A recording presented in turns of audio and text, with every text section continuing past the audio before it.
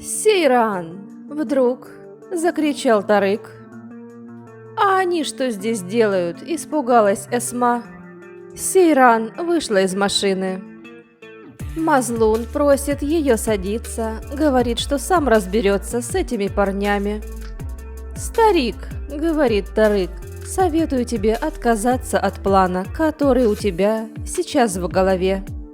Сейран велит Мазлуну садиться в машину и говорит Тарыку, что он стал ее кошмаром. Сейран просит не пугать ее мать. А Тарык договаривается обсудить дело Софета и Суны. Шихмуз говорит Пило, что они разрушили ваши жизни, но немного осталось. Ферид позвонил Сейран и рассказал, что Зерин переводят в палату, и правду знают только он и Казым. Что будет, когда она очнется, неизвестно. Ферид просит скинуть геолокацию, но Сейран отвечает, что они уже едут домой. В больницу приезжает Перил. Шихмузу не нравится, что Ферид разгуливает здесь, как ни в чем не бывало, и говорит, что ему уже пора.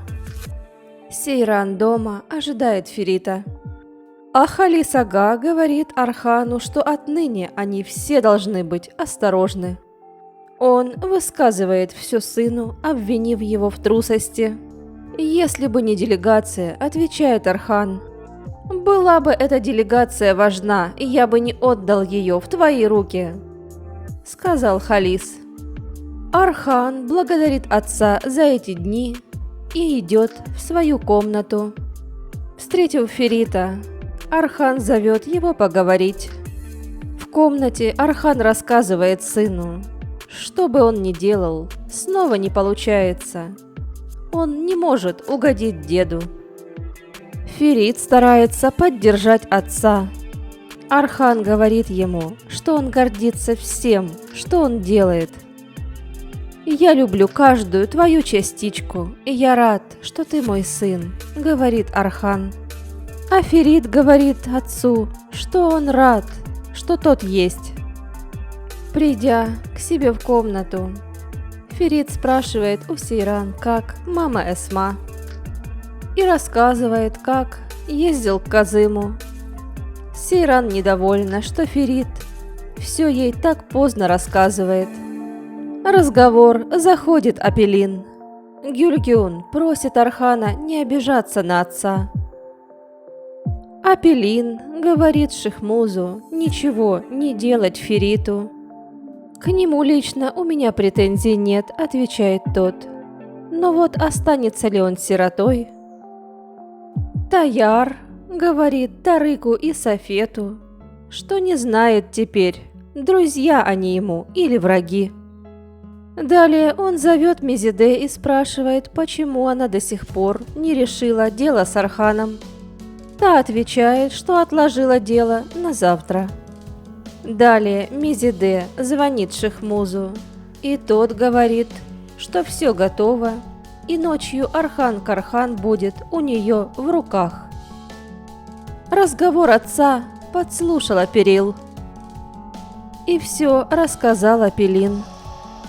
Та звонит Фериту, но он не берет трубку.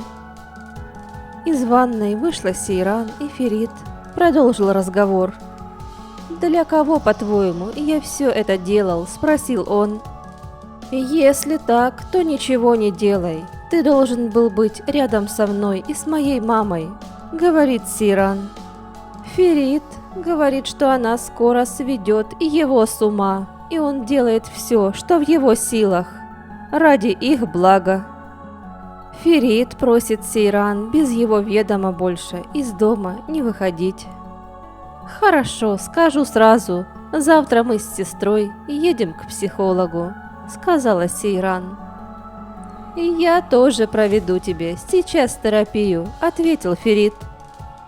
Архану приходит СМС от Шихмуза, что Ифакат правда сделала это с той женщиной. И им срочно надо поговорить, иначе она сядет в тюрьму. Архан встает и идет в комнату к Ифакат.